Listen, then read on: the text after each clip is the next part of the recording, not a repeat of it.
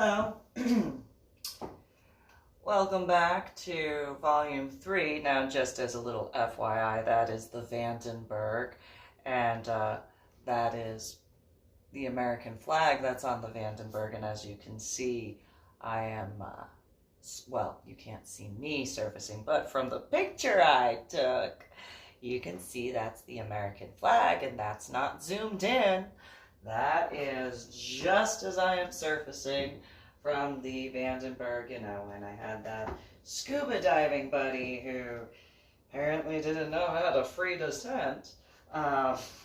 So this is Volume 3 of The Adventures of Susan MeeLing, Scuba Diver Extraordinaire, chapters 10 through 20, written by Reverend Susan MeeLing, that's me.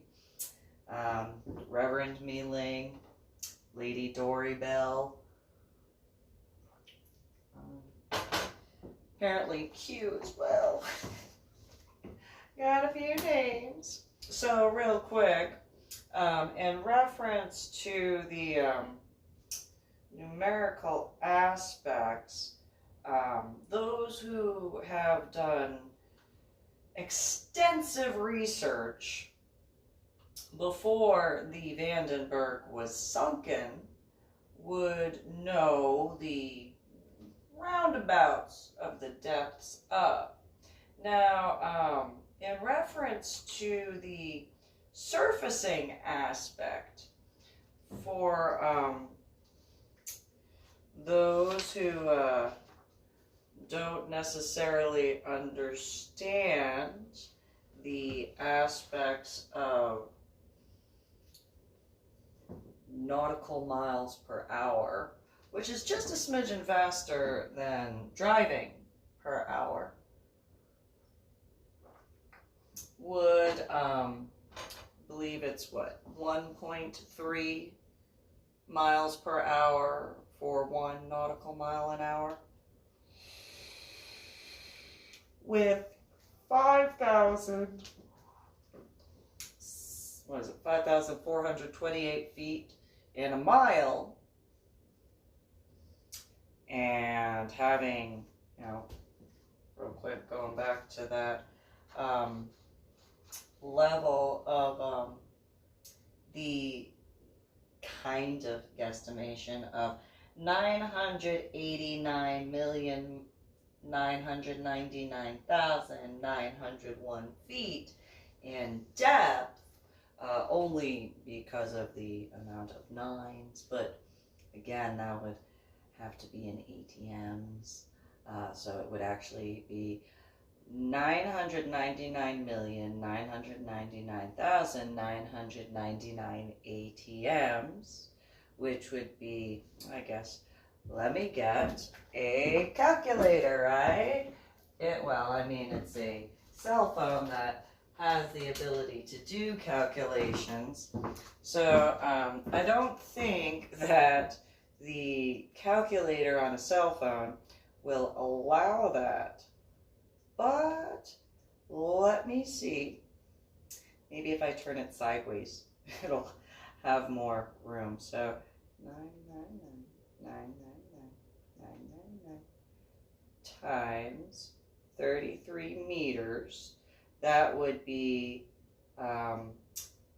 32,999,999,967 meters, which in turn would be times 3. That would mean 98,999,999,901 feet. But then again, the atmospheric measurement depth gauge, well, it maxed out. So with a real quick search, just to verify,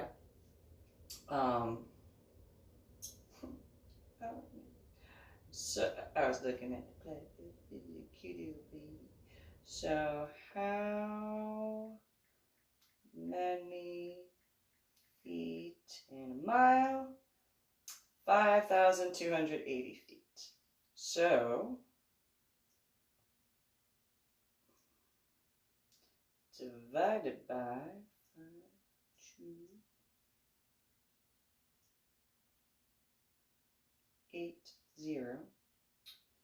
So that would be 18,749,999.98125 miles that I traveled. On the way down in the descent and on the way up in the ascent. So for just a quick little reference, I don't know how fast that would mean scuba diving as far as like nautical miles per hour, but that's oopsies.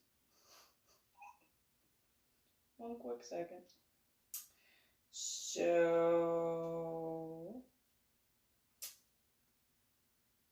well, I guess I'll just do it by car miles per hour, which would probably be easier. Oh, man. Oh.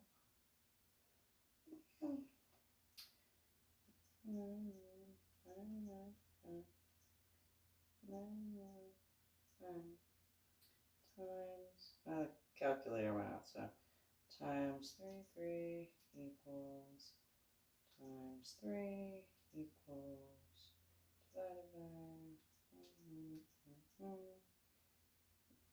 equals, so divided by, let's just say 60 miles an hour. That would mean I swam at 312,499.9996875 miles per minute. I always knew I was a fast swimmer. I didn't realize how fast I could swim. So there you go. That's a quick little calculation. You could do the math for yourself just to verify. Although, you know, I do have to, you know, ask the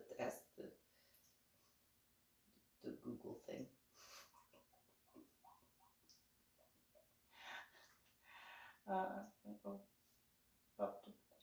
Okay, so how fast is the speed of sound in miles per hour? That would be 767.269148 miles per hour for the speed of sound. How fast is the speed of light? That would be 299,792,458 miles per second. I guess I was going a little bit slower than that. I think. I don't know. But nonetheless, so, well, I guess that's per second. So hold on. So, 999 times 33 meters times 3 feet divided by so divided by 60 for miles per second, and then divided by 60.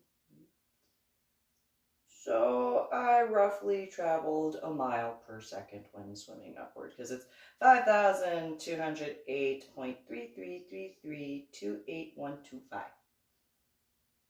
per second. So I swam about a mile per second, you know, upward as I descended. Just flip the 8 and the 0 because it's 5,280 feet in a mile, and it was 5,208, not 280. Now, didn't mean to do that, my apologies. So there's, you know, those 80 feet are important when it comes to measurements. So, you know, I don't want to take more credit than I you know, just say. So, you know, swim a little fast. So for those who, you know, initially were listening to Volume 1 of The Adventures of Susan MeeLing, Scuba Diver Extraordinaire, the chapters 1 through 4, I guess it makes a little bit more sense now how I was able to create a whirlpool in the swimming pool of my babysitter's pool in the backyard, as well as swim where I did.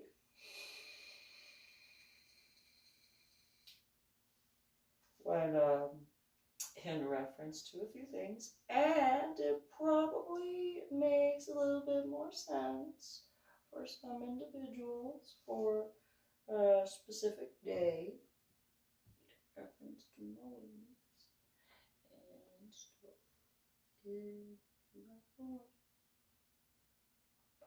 And so,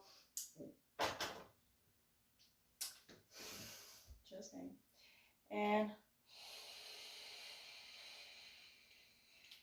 so hard, you know, I'm me. Irony is my middle name is what I usually go by with, you know, Susan MeeLing, Reverend MeeLing. MeeLing is actually my middle name. And irony, I'm just me. I know that probably doesn't sound so smart, but you know, it is what it is. I thought it was funny. So going back to Volume 3 of The Adventures of Susan MeeLing, Scuba Diver Extraordinaire. Really quickly, just so it's known and understood, for my scuba gear, the majority of gear that I purchased was from 2 different locations, technically. One, my scuba mask with the prescription lenses I got from International Scuba, paid with my credit card, or debit card, one or the other. My fins, the white manta ray fins, got from International Scuba. The snorkel, the white snorkel, from International Scuba.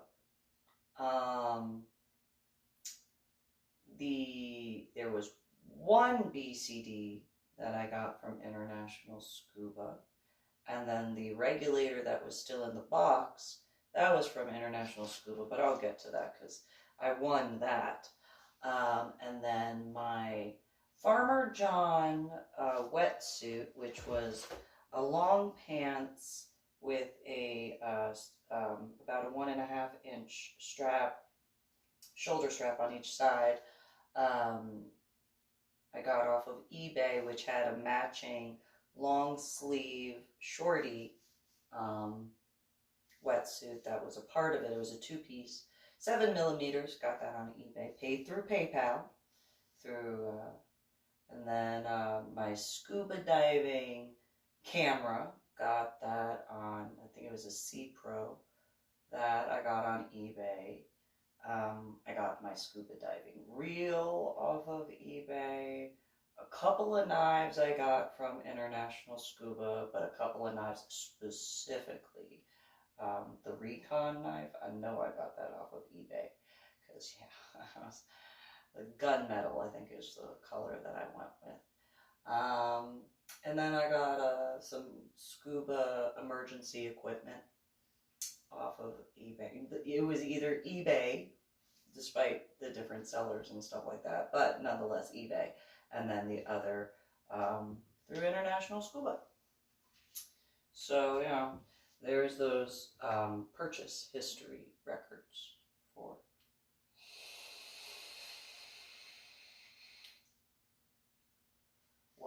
just, though, you know, the bank records have my middle name, but, you know, has that last name, that legal last name.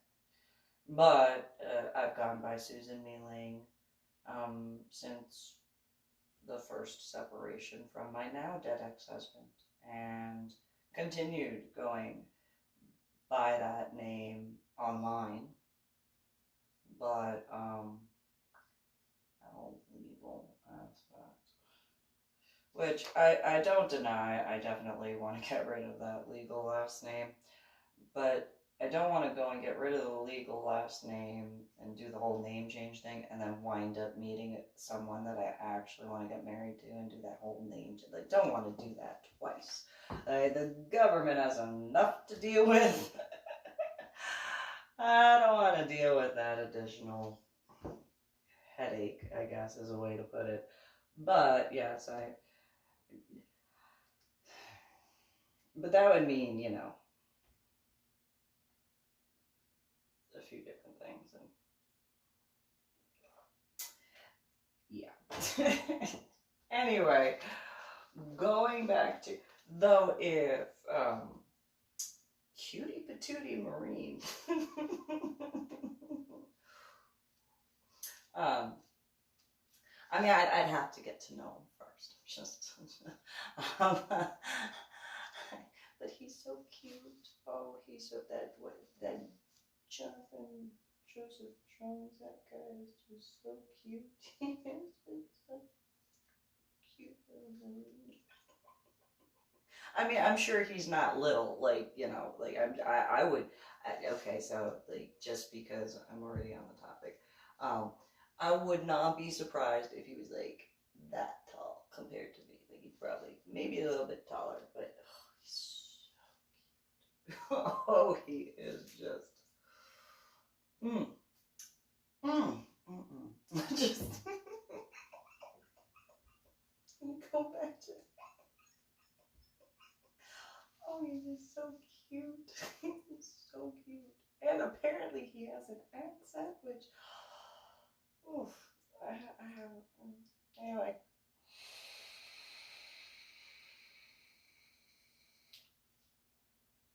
I mean, I can appreciate good looks. I'm just saying, you know.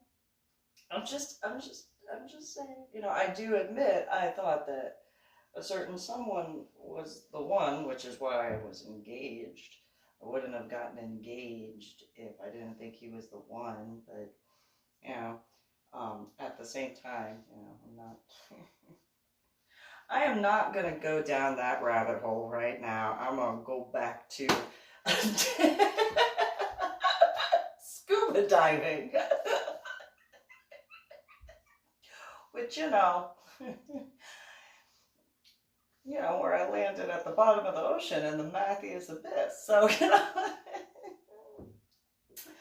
yeah, that's a technically,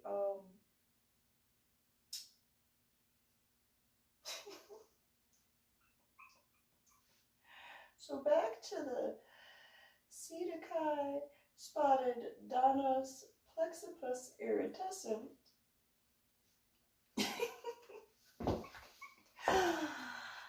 That little cutie patootie right there is just a little fish, little baby.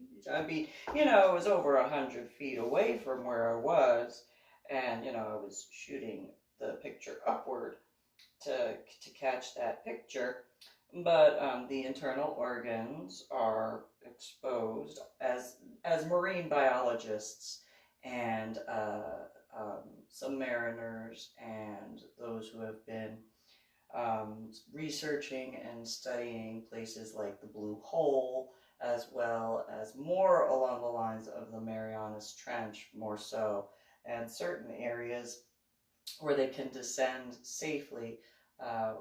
They have seen that the deeper you get in the ocean, the more of the bioluminescence, first and foremost, of the general marine life population is, as well as if it is not well, it's going to have the bioluminescence automatically. It's going to assist in that particular fish, as well as whatever it's hunting, to be able to catch their food, but also attract their mate, and so on and so forth.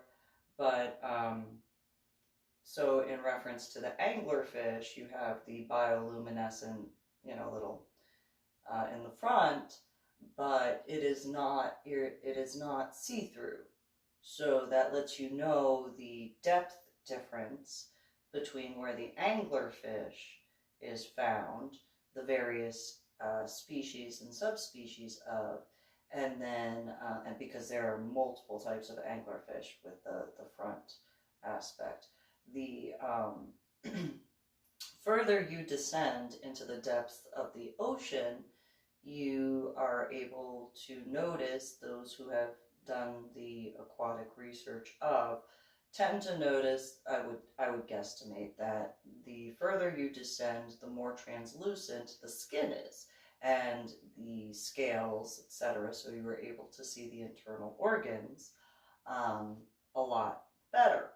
Now, I do have some recommendations for being able to bring those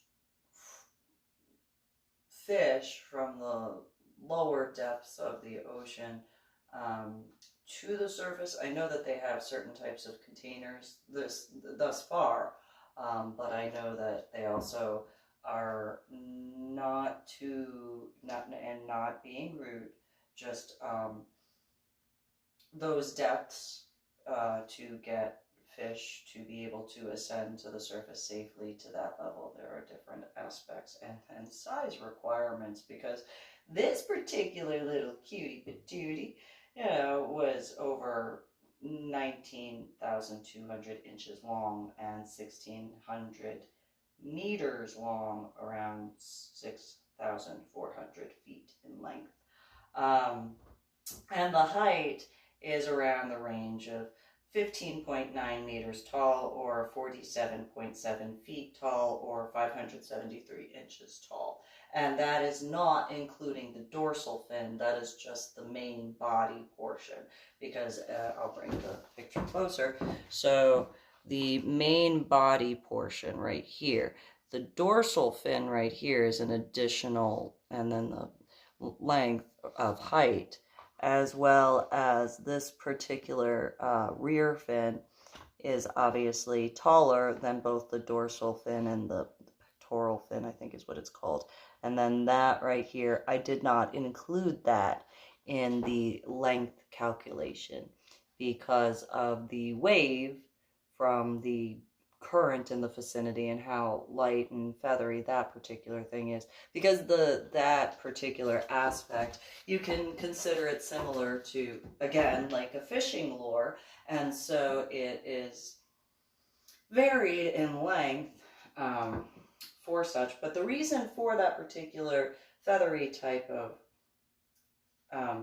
tail fin is essentially because as it moves along in the ocean, and because it is such a large fish, when the prey essentially goes to clamp on to that little feathery thing, then it's able to turn around and go and get its dinner. Because it would be wasted energy, and,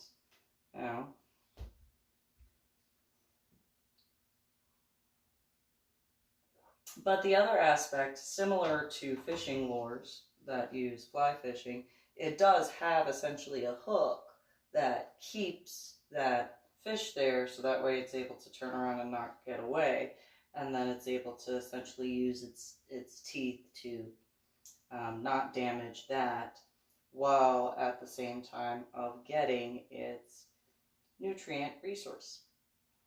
So, but those particular species, unlike the sawtooth, where the sawtooth razorback fish have, within the school, it usually has a select group that it chooses to mate with, the female. Like there's a set hierarchy in there. in reference to that. However, as the short term or the common name for the monarch feathertail, it is a predominantly monogamous type of fish. And so that particular species does put off a particular pheromone or essence that the oil that comes out of the scales, part of the bioluminescence, keeps kind of, how do you put it, it keeps the mates or their partner is within a certain vicinity at all times and not very far. So if one were to be in distress, the other would automatically be able to kind of pick up on that and then come in and handle business.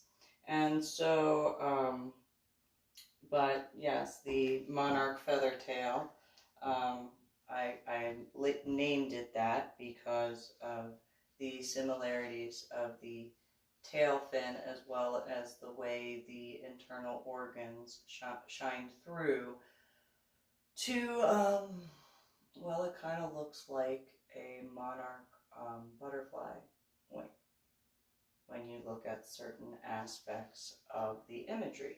Now again, all of my pictures that I took with that C Pro camera, I did post through my original Facebook page as well as my original FetLife page. So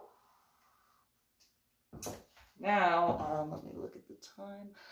I will end this particular video and start the next one for the reference points in regards to actually landing at the bottom of the ocean next to the Vandenberg, and I will pull up pictures from the website for the USS Vandenberg, so that way you can see that where I actually was at the bottom of the ocean in the Matthias Abyss. And you will see the pictures from above the water compared to where I was. And again, I did not use any Photoshop or any of that stuff. I didn't use any filters or anything, and very rarely did I ever use the zoom on that particular camera. So thanks for tuning in. Make sure to subscribe to my page or YouTube channel, as well as like and share and all that sort of stuff. Have a good one.